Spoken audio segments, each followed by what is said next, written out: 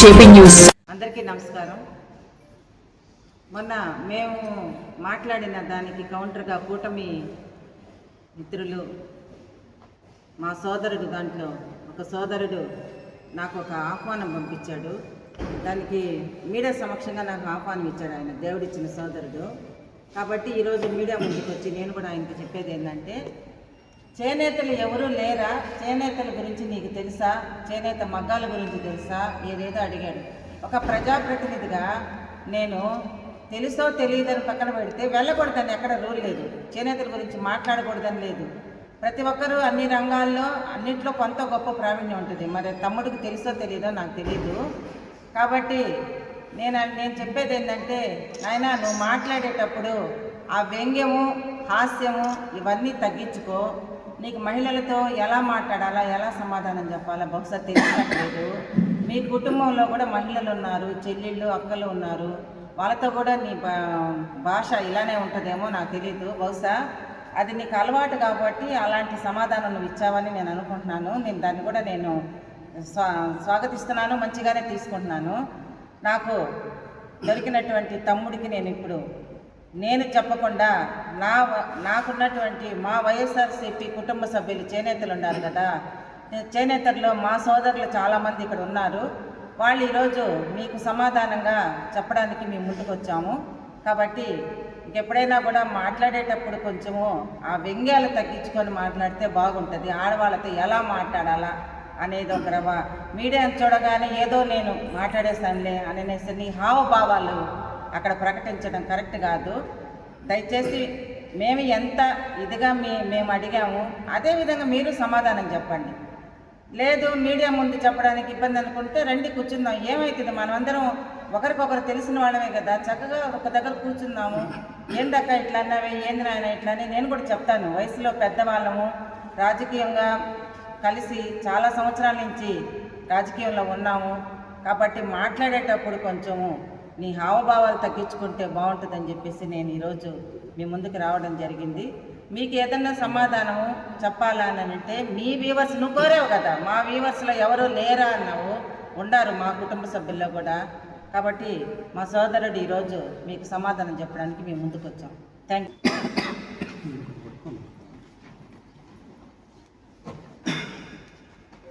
ఈ ప్రెస్ మీట్కి విచ్చేసినటువంటి మీడియా మిత్రులందరికీ నా యొక్క నమస్సులు. ఈరోజు ఈ మీడియా ద్వారా కూటమి ప్రభుత్వంలో ఉన్నటువంటి మొన్న చేనేతల సమస్యల మీద కొంతమంది కాదు ఒకరు మాట్లాడడం జరిగింది. మా వైఎస్ఆర్ కాంగ్రెస్ పార్టీ సీనియర్ నాయకురాలు 16వ వార్డు కౌన్సిలర్ గారైనటువంటి శ్రీమతి ధనియాల రాధక్క గారు కూడా ఒక ప్రజాప్రతినిధిగా చేనేత కార్మికుల మీద కూడా ఒక సమస్యని ప్రశ్నించడం జరిగింది. దానికి వారు ఏదో సమాధానం ఇచ్చారు. ఇకపోతే నేను వెంకటగిరి ప్రజలందరికీ కూడా ఈ సందర్భంగా తెలియజేస్తున్నాను. ఎందుకంటే కూటమి ప్రభుత్వంలో ఉన్నటువంటి వారికి కూడా తెలియజేస్తున్నాను. ఎందుకంటే వెంకటగిరి ప్రజలు సునిశ్చితంగా గమనిస్తున్నారు. ఇప్పుడు అధికారంలో ఉన్నటువంటి తెలుగుదేశం యొక్క కూటమి ప్రభుత్వంలో ఉన్నవారైతేమి, ప్రతిపక్షంలో ఉన్నటువంటి మేమైతేనేమి, ఇరువరులము ఎవరు కష్టపడినా కూడా ప్రజలకి మంచి చేయాలనే సదుద్దేశంతోనే కష్టపడతాం. ఇక్కడ వ్యక్తిగత కక్షలకు కానీ వ్యక్తిగతంగా కానీ ఇతరత్ర ఎవరికి ఎటువంటి సంబంధాలు లేవు. కేవలం మీరు కష్టపడేది ప్రజల కోసము, మేము కష్టపడేది కూడా ప్రజల కోసమే. ఇక్కడ ఎవరు తక్కువ ఎవరు ఎక్కువ కాదు. కాకపోతే ఈరోజు మీరు అధికారంలో ఉన్నారు కాబట్టి మీరే అంటున్నారు. గత 2-3 ఇంటర్వ్యూస్లో కూడా మీ నాయకులు అనేక మంది కూడా చెప్పడం జరిగింది. ఏదైనా కూడా సమస్యలు ఉంటే మా దృష్టికి తండి, ఖచ్చితంగా దాన్ని మేము తీసుకుంటాము అని మీరు అడగడం కూడా జరిగింది. అయితే ఈ సందర్భంగా కొన్ని ప్రశ్నలు మేము అడుగుతాము. మీరు కూడా దానికి సరైన వివరణ లేదు సమాధానం ఏదైనా కావచ్చు, కరెక్ట్గా ఇవ్వాలనేసి నేను కోరుకుంటున్నాను. డొంక తిరుగుడు మాటలు సైడ్ ట్రాక్లోకి వెళ్ళిపోయి వేరేటి అవద్దు. అది మీకు కానీ మాకు కూడా అవసరం లేదు. మీరేమడుగుతారో దానికి మొదట నేను సమాధానం చెప్తాను. మొన్న మీరు అడిగారు, దానికి నేను ఒక చేనేత కార్మిక కుటుంబానికి సంబంధించిన వర్గానికి సంబంధించినటువంటి వ్యక్తిగా, వైఎస్ఆర్ కాంగ్రెస్ పార్టీ కౌన్సిలర్గా కూడా, నియోజకవర్గ చేనేత విభాగం అధ్యక్షుడిగా కూడా నేను మీరు మొన్న అడిగినటువంటి వాటికి నేను ఈరోజు సమాధానం చెప్తాను. అది ఫస్ట్ ఎపిసోడ్. రెండవ ఎపిసోడ్లో నేను అడుగుతా, వాటికి మీరు దయవుంచి సమాధానం చెప్పాలని చెప్పేసి నేను కోరుకుంటున్నాను. మొన్న ధనియాల రాధక గారు అన్ని సమస్యల్లో భాగంగా చేనేత కార్మికులకు 24,000 రూపాయలు మేము ఇచ్చాం కాబట్టి మీరు ఏం చేశారండి, 50 కిలోలు బియ్యమో మిగతా ఏదో తప్ప ఇంకా ఏమీ లేదని అడిగారు. సరే, ఆ విషయం పక్కన పెట్టారు. మా ప్రభుత్వంలో మేము ఈ మంచి చేశాము అని ఆయన చెప్పారు. ఆయన చెప్పింది ఏంటంటే, ఫస్ట్ అక్క, మా కూటమి ప్రభుత్వం వచ్చిన తర్వాత వెంకటగిరిలో 92 మందికి లోన్లు తీయించాము, 20,000 రూపాయలు సబ్సిడీ లెక్కన అని అడిగారు ఫస్ట్. దానికి నేను ఒక ఉదాహరణ చెప్తాను. మీరు వచ్చిన తర్వాతనే కాదు, 2019 నుంచి 24 మధ్యలో కూడా అనేక మందికి 100 లోపులు కాదు, 100 కంటే ఎక్కువ మందికి కూడా ముద్రా లోన్లు అనేటివి 50,000 రూపాయలు, 1,00,000 రూపాయలు, 1,20,000 రూపాయల సబ్సిడీతో వైసీపీ గవర్నమెంట్లో కూడా మేము కూడా చాలామందికి తీయించాం. అయితే ఈ ముద్రా లోన్లు అనేది స్టేట్ గవర్నమెంట్కి సంబంధించిన విషయం కాదు. ఆ విషయం మీరు చెప్పాల, నేను ఇప్పుడు చెప్తున్నాను. అది సెంట్రల్ గవర్నమెంట్ స్కీము. చేతి వృత్తుల వాళ్ళు ఎవరైనా సరే దరఖాస్తు పెట్టుకొని తెచ్చుకోవచ్చు. కాబట్టి దాంట్లో ప్రత్యేకమైనటువంటి మీ గొప్పతనం ఏం లేదు. అది మీరు అడిగిన క్వశ్చన్కి నేను చెప్పినటువంటి సమాధానం. ఇక రెండోది, చేనేతలకు పనిముట్లు తీయిస్తున్నాము అని అన్నారు. నేను మీకేం చెప్తున్నానంటే, రాధక్క అడిగే నాటికి మీరు ఏం చేశారో అని మాత్రమే అడిగింది. మేము ఎప్పుడో తీయిస్తామని చెప్పలా. కాబట్టి ఆ ప్రశ్నకి అది సమాధానం కాదు. కాబట్టి అది అసలు ప్రశ్నే కాదు మీరు అడిగింది. పనిముట్లు అనేది మేము కూడా తీయించాం. ఎన్టీఆర్ కాలనీ 6వ వార్డులో మేమందరం కూడా ఒక సభ పెట్టి చేనేత హ్యాండ్లూమ్ డిపార్ట్మెంట్ ద్వారా, గవర్నమెంట్ ద్వారానే ఆ క్లస్టర్లో జాకార్డు మిషన్లు, ఇది మన స్టాండ్ మగ్గాలు, ఇటువంటి అన్ని చేనేతలకు సంబంధించినటువంటి పరికరాలు మేము ఇవ్వడం జరిగింది. అయితే అప్పుడు మేము ఇచ్చినప్పుడు కూడా, బాగేనండి, మేము ఇచ్చినప్పుడు కూడా మా స్టేట్ గవర్నమెంట్కి సంబంధించింది కాదు. అది సెంట్రల్ గవర్నమెంట్ యొక్క స్కీమ్. అది దాన్నే మేము ఇంప్లిమెంట్ చేశాం. అలాగే మీరు రేపు ఇవ్వబోయే పనిముట్లు మీ స్టేట్ గవర్నమెంట్ ద్వారా ఇస్తున్నారా, లేదా సెంట్రల్ గవర్నమెంట్ రెగ్యులర్గా ఇచ్చే దాంట్లో ఇవ్వబోతున్నారా అనేది మీరు క్లారిటీ ఇవ్వాలి. సో మేము అడిగిన నాటికి మీరేమి ఇవ్వాలి అని అర్థమవుతుంది. ఎప్పుడో ఇవ్వబోతున్నారని చెప్పారు. మేము కూడా తీపిచ్చాం. అంతేకాకుండా మున్సిపల్ ఆఫీస్లో కూడా మా ప్రభుత్వం హయాంలో మా చైర్పర్సన్ గారు కానీ అప్పుడున్నటువంటి ఎమ్మెల్యే గారి చేతుల మీదుగా, కౌన్సిలర్ చేతుల మీద కూడా ప్రతి ఒక్కరికి జాకార్డు మిషన్లు కూడా అక్కడ ఇవ్వడం జరిగింది. మేము కూడా పనిముట్లు ఇచ్చాం. కాబట్టి దాంట్లో మీరు ఎక్కువ మేము తక్కువ అనేం లేదు. ఇకపోతే ఏప్రిల్ 1వ తేదీ నుంచి 200 యూనిట్లు కరెంటు ఇవ్వబోతున్నాము అని మీరు అడిగారు. బాగా వినండి. లోకేష్ గారు యువగలం పాదయాత్రలో చేనేత కార్మికులకు ఇచ్చిన హామీ మేరకు ఇవ్వబోతున్నామని మీరు చెప్పారు. నేను దానికి ఒక చిన్న ఉదాహరణ చెప్తాను. ప్రభుత్వము ఏర్పడి 20 నెలలు అయిపోయింది. ప్రజలు మీకు అధికారం ఇచ్చింది 60 నెలలు. అంటే 60 నెలల్లో 3/4 ఒక భాగం పూర్తి అయిపోయింది. 2 భాగాలు మాత్రమే మిగిలి ఉంది. మరి మీరు ఇచ్చినటువంటి హామీని ఈ 20 నెలల్లో ఏ రోజు ఇంప్లిమెంట్ చేయలేదు. ఇదే లోకేష్ బాబు గారు, మీరు యూట్యూబ్ ఛానల్లో చూడండి, గత ఆగస్టు నెలలోనే మేము ఇంప్లిమెంట్ చేస్తామని చెప్పి చంద్రబాబు నాయుడు గారు చెప్పడం జరిగింది. ఆగస్టు పోయింది, August, September, October, November, December, February, మార్చి కూడా వస్తూ ఉంది. ఏప్రిల్లో మీరు అంటున్నారు. కానీ ఇక్కడ మాకు కావాల్సింది ఏంటంటే, మేము ప్రశ్నించే నాటికి మీరేం చేశారని మాత్రమే అడిగాము.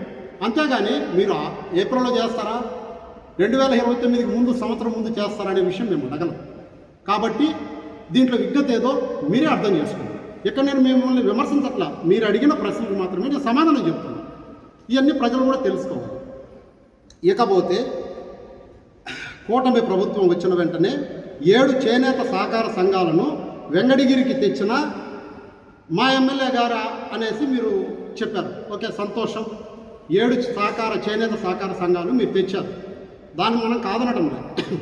అయితే అంతకుముందు 17 చేనేత సంఘాలు ఉన్నాయి వెంకటగిరి. ఇప్పుడు మీరు తెప్పించినట్టు 7 మొత్తం కలిపి 24. నేను నా వ్యక్తిగతంగా కూడా చెప్తున్నాను, ఈ చేనేత సహకార సంఘాల వల్ల చేనేత కార్మికులకంటూ ఒరిగిందేం లేదు.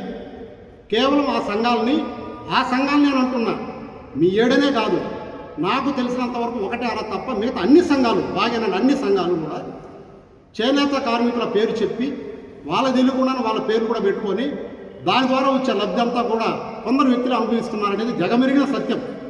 ఆ విషయం మీకు తెలుసు, నాకు తెలుసు. దానివల్ల చేనేత సంఘాల వల్ల ప్రత్యక్షంగా చేనేత కార్మికులకంటూ ఒరిగింది లేదు. ఇక్కడ మనం మాట్లాడుతున్న సబ్జెక్ట్ ఏంటంటే చేనేత కార్మికులకి ఏమి లబ్ధి చేశారనే పాయింట్ మీదనే అడిగింది. సో ఈ చేనేత సంఘాల వల్ల ఎటువంటి ప్రత్యక్ష లబ్ధి చేనేత కార్మికులకు లేదు. కాబట్టి ఆ ప్రశ్న ఏందో మీకే వదిలేసుకున్నాం. నెక్స్ట్ రెండవది వచ్చేసి కూటమి చేనేత సహకారంతో నేషనల్ హ్యాండ్లూమ్ డెవలప్మెంట్ కార్పొరేషను వాళ్ళు డిసెంబరు 28వ తేదీన ఢిల్లీలో మాకు సిల్క్ డిపో అంటే మామూలు భాషలో చెప్పాలంటే శాంక్షన్ చేశారు. మేము అది అందుకున్నాము. మేము మార్చి నెలలో 1వ తారీఖున ప్రారంభోత్సవం చేసుకున్నాము. దీనివల్ల అంటే 2 దఫాలు ఈ పదాలు మీరు వాడారు. మీరు అడిగిన దాంట్లో స్థూలంగా అర్థమైంది ఏంటంటే ప్రతి చేనేత కార్మికుడికి 1000 నుంచి 5,000 రూపాయల వరకు లబ్ధి కలిగే అవకాశం ఉంది. కాబట్టి ఈ ప్రారంభోత్సవానికి మీడియా ముఖంగా రాధక్కను కూడా ఆహ్వానిస్తున్నాము చేనేత కార్మికుల తరఫున మీరు చెప్పారు.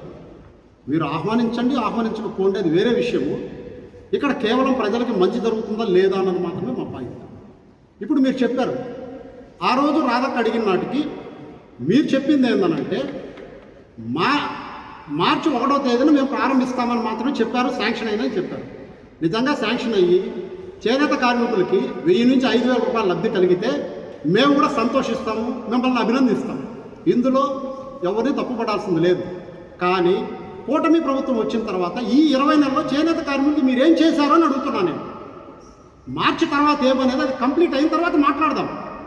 ఇంకొకసారి ఎప్పుడైనా సబ్జెక్ట్ వచ్చినప్పుడు అయ్యా మేము ఇది చేసామని మీరు చెప్పుకోండి. ఎప్పుడో జరగలేదు చెప్పబాకండి అడిగాను. కాబట్టి అది వచ్చిన తర్వాత కూడా దాంట్లో ఈరోజు పత్రికాముఖంగా వెంకటగిరిలో ఉన్న చేనేత కార్మికులందరికీ నేను తెలియజేస్తున్నా, ప్రజలకు తెలియజేస్తున్నా, బాగేనండి. చేనేత సొసైటీలు ఏ విధంగా అయితే నేత కార్మికులకి ఎవరికైతే సరిగా ఉపయోగపడడం లేదు ఎక్కువ మందికి, అలాగే దీని ద్వారా కూడా ఎంతవరకు లబ్ధి కలుగుతుంది అనేది మాకు కూడా ఇంకా క్లారిటీ లేదు. ఎందుకంటే ఈ నేషనల్ హ్యాండ్లూమ్ డెవలప్మెంట్ కార్పొరేషన్ అనేది సెంట్రల్ గవర్నమెంట్ స్కీమ్ అది. ఆ సెంట్రల్ గవర్నమెంట్ రకరకాల స్కీములు సంవత్సరం 2 సంవత్సరాలు మారుస్తూ ఉంటుంది. అందులో మీరు అప్లికేషన్ పెట్టుకున్నారు, ఒక సొసైటీ తరఫున మీరు అప్లికేషన్ పెట్టుకున్నారు, అది మాకు అలాట్ చేయండి. అది మీరు అలాట్ అయ్యిందన్నారు, చేస్తామన్నారు, సంతోషమే. కానీ ఇక్కడ గమనించాల్సిన విషయం ఏంటంటే సిల్క్ సబ్సిడీ 15% ఇస్తుంది. అంటే మార్కెట్ వాల్యూ కంటే 15 రూపాయలు 15% 115 రూపాయలు సబ్సిడీ కింద ఇస్తారు. ఎవరికి ఇస్తారు? చేనేతలకి, చేనేత కార్మికులకి, చేనేత సొసైటీలకి ఇస్తారు. కానీ అది ముడిసరుకు, రా మెటీరియల్ ఇస్తారు వాళ్ళు. అంటే ఒక నేత కార్మికుడు ఒక మగ్గం నేసుకుంటా ఉంటే అతనికి కావాల్సినటువంటి మెటీరియల్ అక్కడ తీసుకొని దానికి అతను యారం వేయించుకోలేడు, రంగులు వేయించుకోలేడు. సో అందరూ కలుసుకొని లాట్గా ఆ డిపో నుంచి తీసుకొని మనది ఎక్కడ బెంగళూరులోనో మదనపల్లిలో వేసే దగ్గర వేయించుకొని మళ్ళీ తీసుకొని వీళ్ళు వేసుకోవాలి. మరి అది కాలక్రమంలో ఎంతవరకు అది సద్వినియోగం అవుతుందా లేదో సొసైటీల లాగా కొంతమంది చేతుల్లోకి వెళ్తుందా అనేది వేచి చూడాలి. అలాగని మీరు తప్పు చేస్తున్నారని నేను చెప్పట్లే. ఎందుకంటే అది ఇంకా ఇంప్లిమెంట్ అయిన తర్వాత ఖచ్చితంగా దాని గురించి ఒకరోజు మాట్లాడదాం, దాంట్లో సాధక బాధకం. కానీ అది ఈరోజు ఇప్పుడున్నటువంటి కూటమి ప్రభుత్వంలో ప్రజలకి చేనేత కార్మికులు చేసిన మేలు అది మాత్రం కాదు. కాబట్టి దానికి నేను సమాధానం ఇచ్చాను. తర్వాత మా ప్రభుత్వ హయాంలో 2014 నుంచి 2019 వరకు చేనేత కార్మికులకి సిల్క్ సబ్సిడీ పరంగా 1000 రూపాయలు డబ్బులు మేము ఇచ్చాము, మా ప్రభుత్వం ఇచ్చింది. దాన్ని పీకేసి 24,000 రూపాయలు ఇచ్చాడు జగన్మోహన్ రెడ్డి అని మీరు అన్నారు. నేను ఒక క్వశ్చన్ అడుగుతా, వెంకటగిరి ప్రజలందరూ బాగా వినండి, ముఖ్యంగా చేనేత వర్గాలు వినండి. ఆయన ఏం చెప్పాడు? సిల్క్ సబ్సిడీ కింద పూర్తిగా చెప్పలే ఆయన. సిల్క్ సబ్సిడీ కింద 1000 రూపాయలు ఇస్తూ ఉంటే పెరికేసి 24,000 ఇచ్చాడు. ఏమయ్యా, కొద్దిగా ఆలోచించవయ్యా. చేనేత కార్మికులు అనంటే ఆకలి బాధలు పడలేని వ్యక్తులయ్యా వాళ్ళు. వాళ్ళకి ఆ 1000 రూపాయలు చాలదయ్యా. 1000 రూపాయలు చాలదనే కదా 24,000 ఇస్తున్నాడు. మరి మీరు 1000 బిరికేసి 24 ఇస్తున్నాడు, 24,000 ఇస్తున్నాడు అంటే ఏం 24 రూపాయలు ఇవ్వాలి ఆయన 1000 బిరికేసి. 1000 రూపాయలు నువ్వు చెప్పినట్టు వీడియోలో చూడండి, నువ్వు చెప్పినట్టు 1000 రూపాయలు తీసేసి 24,000 ఇచ్చాడు అంటే ఆయన ఎక్కువ ఇచ్చాడా తక్కువ ఇచ్చాడయ్యా బాబు? తప్ప చెప్పండి, అడుగుతున్నా నేను. తప్ప కాదు కదా, మీరు అన్నారు కాబట్టి నేను అడుగుతున్నా. ఇంతకుముందు ఎప్పుడు నేను ఈ మాట అల్లా. ఇప్పుడు నేను చెప్తా వాస్తవం. నేను చెప్పంటావా? నువ్వు చెప్పిన దాన్ని సరిచేసి నేను చెప్పంటావా? 2014 తర్వాత ఇయర్ నాకు గుర్తులేదు, చంద్రబాబు నాయుడు గారు అప్పుడు ప్రభుత్వంలో సిల్క్ సబ్సిడీ కింద 600 రూపాయలు ఇచ్చారు. 120 రూపాయలు చేనేత కార్మికుడు కడితే 480 రూపాయలు వేసి 600 రూపాయలు ఎక్కడ కొద్ది సంవత్సరాలు ఇచ్చారు ఒక్కొక్క చేనేత కార్మికుడికి. అది కూడా ఎవరికి ఇచ్చారు తెలుసా? చేనేత కార్మికులకి ఇవ్వాల.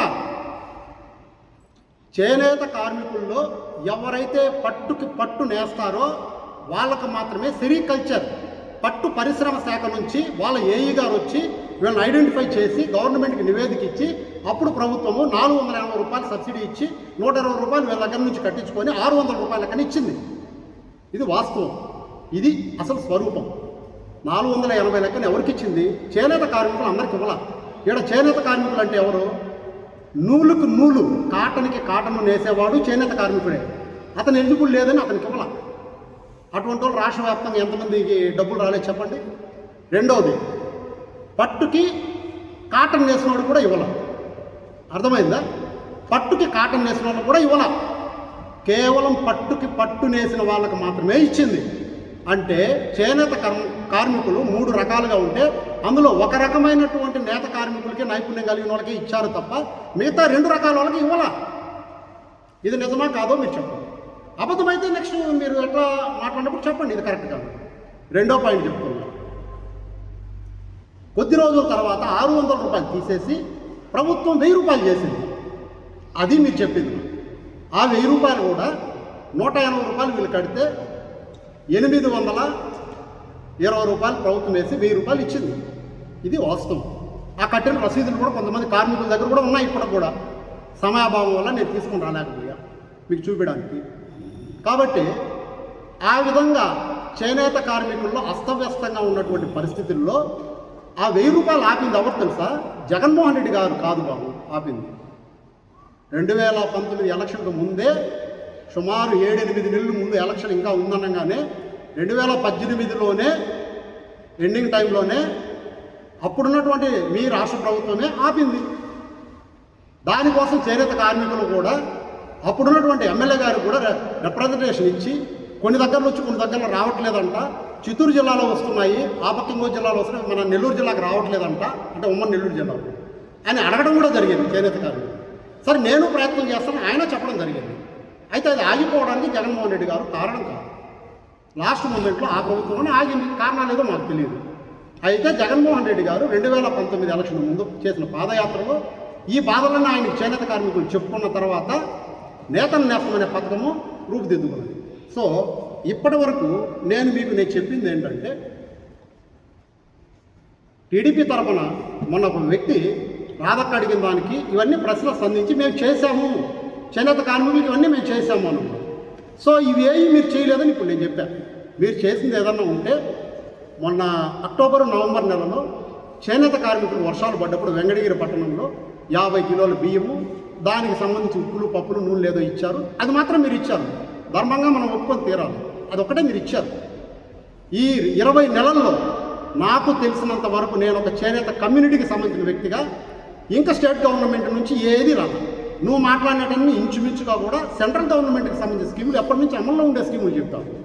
అది మా గవర్నమెంట్లో వచ్చాయి, మీ గవర్నమెంట్లో కూడా రావడంలో ఆశ్చర్యమేనా? అక్కర్లేదు. కాబట్టి అది మీ గొప్పతనం కాదు.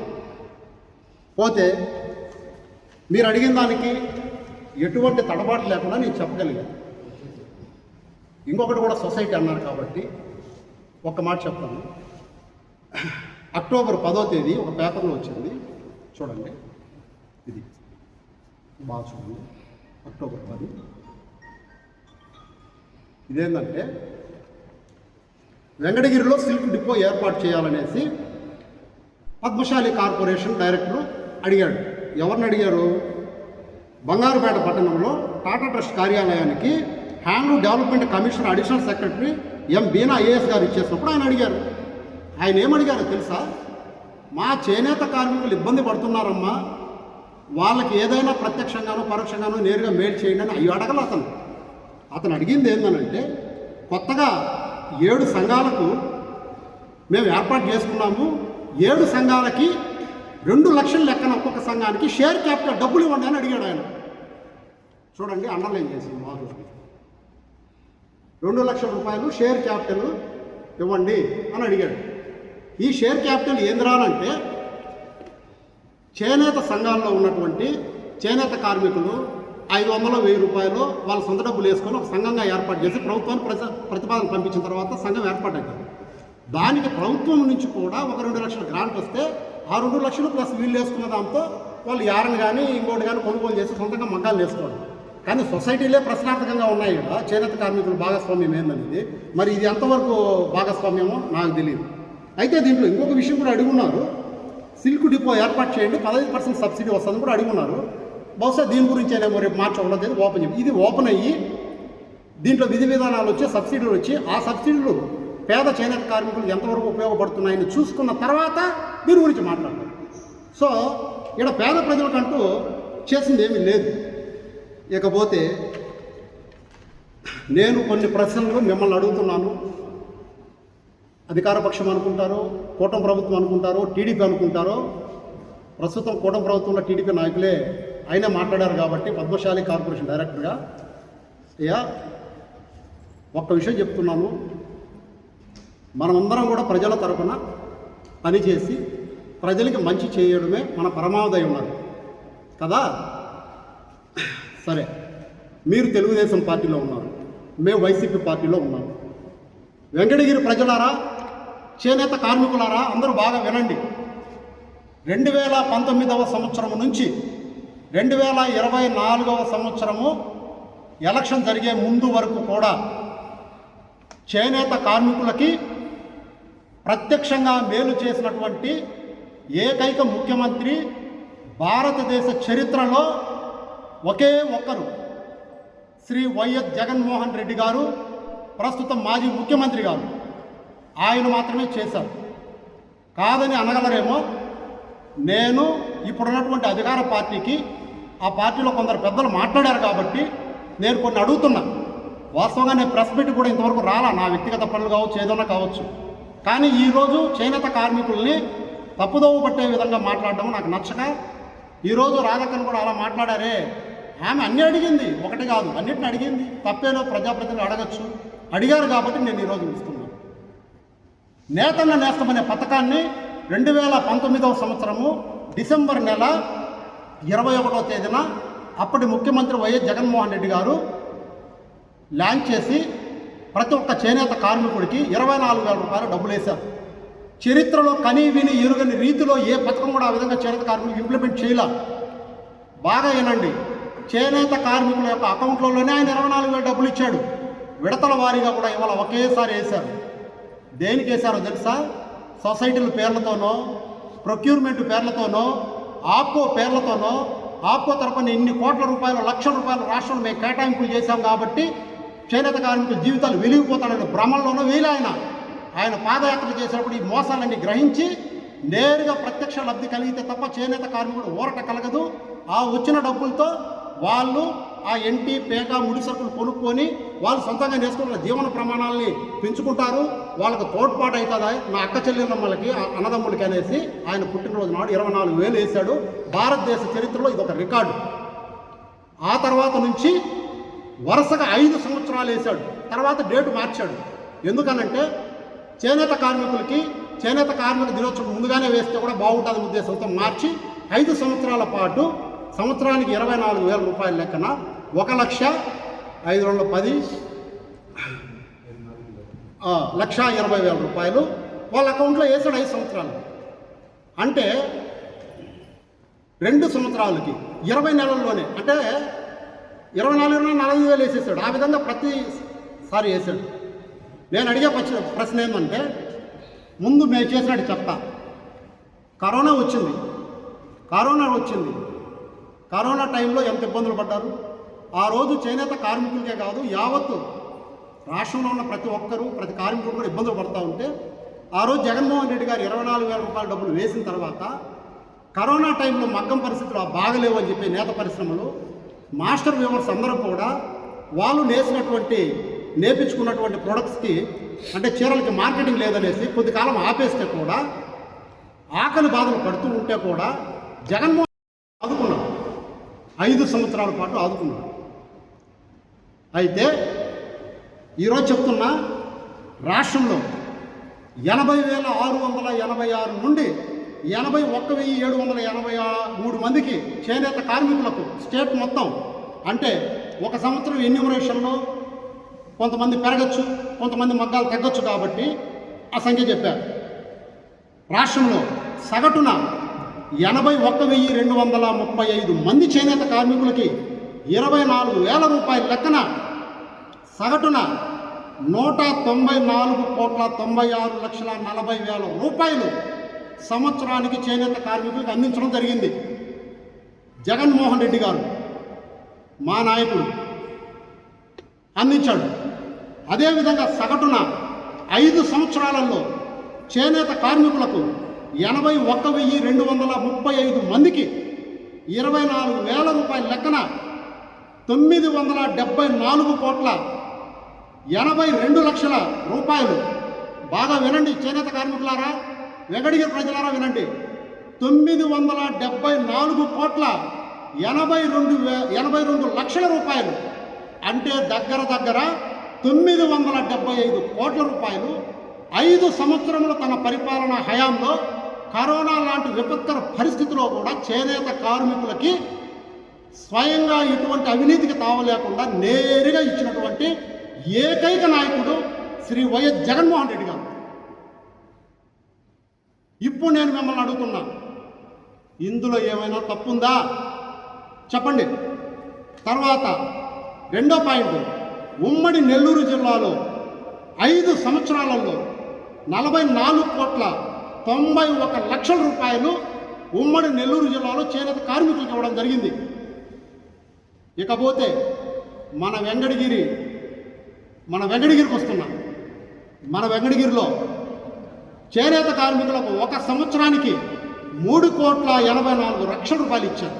ఒక సంవత్సరానికి 5 సంవత్సరాలలో 19,20,00,000 రూపాయలు ఇచ్చారు. 5 సంవత్సరాలు. ఇప్పుడు నేను ఒక్క మాట అడుగుతాను మిమ్మల్ని. 60 నెలలు అధికారం మీకు ఇచ్చారు. ఇప్పటికి 20 నెలలు అయింది. ఈ రోజుటి వరకు, ఈ రోజే నేను మాట్లాడుతున్నాను కాబట్టి ఈ రోజే 20 నెలలు అయింది. ఈ 20 నెలల్లో చేనేత కార్మికులకి ఈ రాష్ట్రంలో కానీ, రాష్ట్రం సంగతి ఎందుకులే మనకు అంత పెద్ద స్థాయి లేదనుకుంటే, మన వెంకటగిరిలో కానీ, వెంకటగిరి నియోజకవర్గంలో కానీ మీరు, మీ తెలుగుదేశం ప్రభుత్వంలో ఉన్నటువంటి మీరు ఎంతమంది చేనేత కార్మికులకి రాష్ట్ర గవర్నమెంట్ నుంచి లబ్ధి కలిగిందో ఒక్కసారి చెప్పండి. ఇంకేం మాట్లాడాల్సిన అవసరం లేదు. మీరు కష్టపడేది ప్రజల కోసమే కదా, మేము కష్టపడేది ప్రజల కోసమే కదా. మీరు మాకు శత్రువులు కాదు, మేము మీకు శత్రువులు కాదు. మీరు అధికార పార్టీ, మేము ప్రతిపక్షము. ప్రతిపక్షం యొక్క బాధ్యత ఏంది? సమర్థవంతంగా మా పాత్ర మేము పోషించాలి. మీరు కూడా అదే కదా కోరుకుంటున్నారు. ఇన్ని రోజులు మేము అడగల, మాది కూడా తప్పి అడగకుండా ఉండటం కూడా అడిగి ఉండాల్సింది. మీరే గుర్తు చేశారు. అడగండి మమ్మల్ని మీరే గుర్తు చేశారు. సరే, మేము బొమ్మరున్నా కూడా పొరపాటు అయిపోయింది. మీరు అడిగినప్పుడన్నా మేము సమాధానం చెప్పాలి కదా, కనీసము మేము నాయకులుగా చెప్పాలి కదా సమాధానం. ఇప్పుడు నేను అడిగినా వీటిల్లో ₹1 అటు ఇటు అయి ఉండొచ్చు, కానీ నేతలు చేస్తాం పక్క 24,000 డబ్బులు ఇచ్చింది వాస్తవం కాదు. లబ్ధి కలిగిందా లేదా? మీరేం చేశారు? మీరు 20 నెలలు జరిగిపోయింది. 21వ నెల నుంచి మీరేం చేస్తారు నేను అడగట్లేదు బాబు, మీరు గుర్తుపెట్టుకోండి. 21వ నెల, 22వ నెల, లేదా లాస్ట్ అయిపోయింది ఎలక్షన్కి 6 నెలల ముందు మేమేమైతే గుమ్మరిస్తాం డబ్బులు, అయినా నేను అడగల. ఇంకొక మాట చెప్తాను, మీ నాయకుడు గౌరవ ముఖ్యమంత్రి గారు నారా చంద్రబాబు నాయుడు గారు ఒక సందర్భంలో జగన్మోహన్ రెడ్డి ఇచ్చే పథకాలను అన్నింటితో పాటు అదనంగా నేను ఇస్తానన్నాడు. సూపర్ 6లు చెప్పాడు. సరే, నేను అవన్నీ అడగదలుచుకోవాలి, పక్కన పెడతా, అది వేరే సబ్జెక్ట్. ఆ టాపిక్ ఇప్పుడు మాట్లాడదాం. ఇప్పుడు నేనేమడుగుతున్నానంటే, ఒకవేళ జగన్మోహన్ రెడ్డి అధికారంలో వచ్చి ఉంటాడు, 2024 సంవత్సరము ఆగస్టు 7వ తేదీ లోపల చేనేత దినోత్సవం లోపల చేనేత కార్మికులకు 24,000 రూపాయల డబ్బులు పడి ఉండేదే కదా. పళ్ళా ఎందుకు పడలేదు? మీ ప్రభుత్వం వచ్చింది కాబట్టి, మీరు వేయలేదు కాబట్టి పళ్ళా. మరి 2025 ఆగస్టు 7వ తేదీ నాటికి మళ్ళీ 24,000 రూపాయలు పడి ఉండేదే కదా. కానీ వేయలా. ఎవరు వేయలా? మీ ప్రభుత్వం వేయలా. అప్పటికి ఆ 24 కలిపి 48,000. అంటే వెంకటగిరిలో ఉన్నటువంటి చేనేత కార్మికులందరికీ 48,000 రూపాయలు మీరు ఇవ్వవలసింది ఇవ్వాల 2 సంవత్సరాలకు గాను.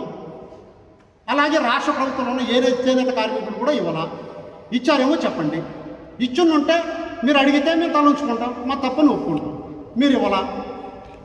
అయితే నేను ఇప్పుడు అడిగినప్పుడు మళ్ళా మేము ఆ లోన్లు ఆ పక్క నుంచి వీవర్స్ సర్వీస్ సొసైటీ నుంచి విజయవాడ నుంచి వస్తున్నాయి, ఢిల్లీ నుంచి వస్తున్నాయి, అవి మాత్రం చెప్పాకండి బాబు, మీరు దండం పెడతాం.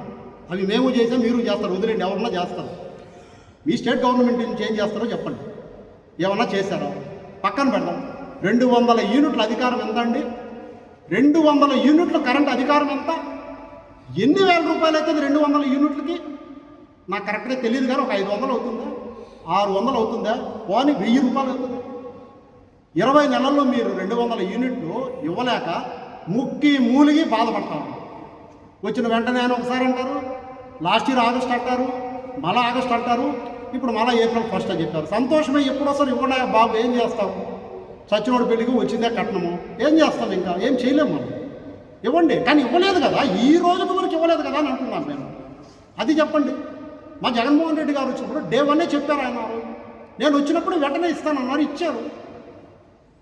మీరు మాట నిలబెట్టుకోండి. నేను ఇంకోటి కూడా చెప్తున్నా, ఆయన ఎవరైతే మాట్లాడారో ఆయన చెప్తున్నా, బాబు ఒక స్టేట్ డైరెక్టర్ పదవిలో మీరు ఉన్నారు, సంతోషము. మా పద్మశాలి కమిటీలో మీరు కమ్యూనిటీలో ఉన్నారు. గతంలో మన కమ్యూనిటీలో ఇంకొక వ్యక్తి ఉండేవాడు మా గవర్నమెంట్లో. ఈరోజు టీడీపీలో నువ్వు ఉన్నావు. అప్పుడు ఇప్పుడు 2 పదవులు కూడా చంద్రబాబు నాయుడు గారికి, సార్ ఇలా చేనేత కార్మికులు మమ్మల్ని అడుగుతున్నారు సార్, మేము ఏ సమాధానం చెప్పాలి? కాబట్టి వాళ్ళు ప్రత్యక్షంగా లబ్ధి కలిగేలా ఏదో ఒకటి మీరు చేయండి సార్, మీరు రిప్రజెంటేషన్ పెట్టండి, చెప్పండి మీ నాయకుడికి. నేనైతే చెప్పుకున్నాను. మా జగన్మోహన్ రెడ్డి గారు ఈ విధంగా చేస్తుంటే ఎవరో ఒకరు పెద్దలాడని తీసుకొని నేను కూర్చొని అలా మాకు ఇట్లా జరిగింది, ప్రజలు అరుస్తున్నారు, నేనైతే అడుగుతా. మీరు అడగండి, మీరు అడిగి ప్రయత్నం చేయండి. ఎందుకంటే నువ్వు కూడా ఏం చేయలేవు. ప్రభుత్వం ఏంది, నువ్వేం చేయగలవు? కాకపోతే ఆ మాట ఈ మాట దాటేసి ఇవ్వబడితే మాట్లాడడం తప్ప నువ్వు కూడా ఏం చేయలేవు. కానీ చేనేత కార్మిక కుటుంబానికి సంబంధించిన వ్యక్తిగా ప్రయత్నం చేయవయ్యా, కొద్దిగా చాలా సంతోషపడతాం మేము. కాబట్టి మీరు ఆ ప్రయత్నం చేయండి. ఇకపోతే ముఖ్యమైన మాట, మేము అధికారం కోల్పోయి 20 నెలలు పైనైంది. మీరు అధికారంలోకి వచ్చి 20 నెలలు అయింది. ఎవరికైనా కానీ 20 నెలల్లో కొత్త పెన్షన్ అప్లికేషన్ పెట్టుకున్న వాళ్ళకి ఒక్క పెన్షన్ మీరు ఇచ్చారా? మీ పరిపాలన 2 వంతులు మాత్రమే ఉంది. 1 వంతు అయిపోయింది. 60 నెలల్లో 20 నెలలు గడిచిపోయినాయి. ఈ 20 నెలల్లో ఎవరికైనా సరే ఒక కొత్త పెన్షన్ ఇచ్చారా? చెప్పండి. సరే, అవన్నీ నాకెందుకు అనుకుంటే ఓకే, చేనేత కార్మికుడికి ఒక్కరికైనా కొత్త పెన్షన్ మీరు ఇచ్చారా? మేము ఇచ్చాము, పలాని టౌన్లో పలాని వార్డులో ఉన్నారు, మీరు వచ్చి రండి, నేను చూపిస్తానని చెప్పండి. ఒక్క పెన్షన్ ఏమన్నా ఇచ్చారా? ఈ రోజుకి వరకు, రేపు ఎల్లుండి సంగతి నాకు, ఈ రోజుకి వరకు మీరు ఇచ్చారు. ఇప్పుడు నేను అడిగిన అన్ని కూర్చోళ్ళకి మీరు కానీ కరెక్ట్గా సమాధానం చెప్పండి. దయవుంచి దాటవేత ధోరణ ఇప్పుడు మళ్ళీ ఇచ్చి అటు ఇటు మాటలు వద్దు. నేను అడిగిన పాయింట్కి కరెక్ట్గా సమాధానము మీ దగ్గర ఉంటే చెప్పండి. ఇంకొకటి కూడా చెప్తున్నా, ఫైనల్ లాస్ట్, ఇప్పుడు మీరు ఏం చెప్పినా కూడా ప్రజలు ఉన్నారు, న్యాయ నిర్ణేతలు వాళ్ళే. మీ వార్డు మా వార్డు కాకుండా ఇంకా ఏ వార్డుకైనా కూడా అందరూ అవసరం లేదు, నువ్వేరా, నేను వస్తా, నాతో పాటు ఎవరన్నా వస్తారు, మీతో పాటు 1-2 రండి, మీడియా మిత్రులు తీసుకొని వెళ్తాం. చేనేత కార్మికుల కోసం ఎక్కడికో మనం బస్సుకి పోవాల్సిన అవసరం లేదు, ఇక్కడే ఉన్నారు వెంకటగిరిలోనే. మా వార్డు వద్దు, నీ వార్డు వద్దు, నీ ఇన్ఫ్లుయెన్స్ వద్దు, నా ఇన్ఫ్లుయెన్స్ వద్దు. మీడియా ముఖంగా చేనేత కార్మికులు ఇళ్ళకి నేరుగా తీసుకెళ్ళిపోతాం. పోదాం రండి. చేనేత కార్మికుల్ని మీరే డైరెక్ట్గా అడగండి, పార్టీ రహితంగా అడగండి. అమ్మ లేదా అయ్యా, మీరు చేనేత కార్మికులు కదా, 2019వ సంవత్సరం నుంచి 2024వ సంవత్సరం వరకు జగన్మోహన్ రెడ్డి గారు ముఖ్యమంత్రిగా ఉన్నప్పుడు ఆయన వల్ల మీకేమన్నా, ఆ ప్రభుత్వం వల్ల కానీ ఆయన వల్ల మీకేమన్నా మంచి జరిగిందా? జరిగి ఉంటే దాని వివరాలు ఏంది, ఏం జరిగిందని అడగండి, నోట్ చేసుకుందాం. ఇప్పుడు ఈ 20 నెలలు ఈ రోజుకి వరకు మీకు ఈ 20 నెలల్లో ఇప్పుడున్నటువంటి అధికార పార్టీ యొక్క స్టేట్ గవర్నమెంట్లో మీకు ఏమైనా చేనేత కార్మికులకి ప్రత్యక్షంగానే పరోక్షంగా మీకు ఏమైనా లబ్ధి కలిగిందని అడుగుదాం. వాళ్ళే కదా న్యాయ నిర్ణేతలు. నేను అబద్ధం చెప్పొచ్చు, లేదు మీరు అబద్ధం చెప్పొచ్చు, లేదు నేను నిజం చెప్పొచ్చు, మీరు నిజం చెప్పొచ్చు. ఎన్ని వద్దు మనకి. ప్రజలు న్యాయ నిర్ణేతలు, వాళ్ళని అడదాం. చేనేత కార్మికులు ఇళ్ళకాడికి అడదాం నేరుగా. వాళ్ళు చెప్పిన దాంట్లో ఈ 20 నెలల్లో మీరు చేసింది ఎక్కువ, మీరే మంచి చేశారని వాళ్ళ నోటి వెంట మీరు తెప్పించారంటే నా చేనేత నియోజకవర్గపు వైఎస్ఆర్ కాంగ్రెస్ పార్టీ అధ్యక్ష పదవికి నేను ఓడిపోయినానని ఒప్పుకొని రాజీనామా చేస్తాను. ఎందుకంటే నేను ఈ మాట మిమ్మల్ని అడుగుతున్నాను కాబట్టి, ఒకవేళ నేను తప్పు చెప్పింది, నేను చెప్పిన తప్పు అయితే నిర్ద్వందంగా నా ఓటమిని అంగీకరించి పార్టీ నాకు ఇచ్చినటువంటి పదవికి నేను రాజీనామా చేసి వదిలేస్తాను. మిమ్మల్ని అయితే నేనేమన్నా రండి, అది కూడా ఈ రోజు వరకు జరిగినటువంటి ప్రభుత్వాలకి ఏం మంచి జరిగింది, మా ప్రభుత్వంలో ఇప్పుడు మీ ప్రభుత్వంలో చేనేత కార్మికులు ఏం మేలు జరిగింది, మళ్ళా దాంట్లో సైడ్ ట్రాక్లకి వెళ్ళి అక్కడి నుంచి వస్తాయి ఇక్కడి నుంచి వస్తాయి అయ్యొద్దు.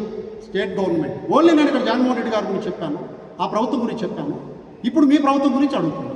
నేను ప్రతిపక్షంలో ఉన్నటువంటి సభ్యుడిగా, ఒక పౌరుడిగా, ఒక కౌన్సిలర్గా, వైఎస్ఆర్ పార్టీ కాంగ్రెస్ కౌన్సిలర్గా నేను అడుగుతున్నా. ఇందులో రాజకీయాలు ఏం లేవు, మీరు అడగమన్నారు కాబట్టి నేను అడుగుతున్నా. హుందాగా చెప్పండి, హుందాగా మాట్లాడదాం.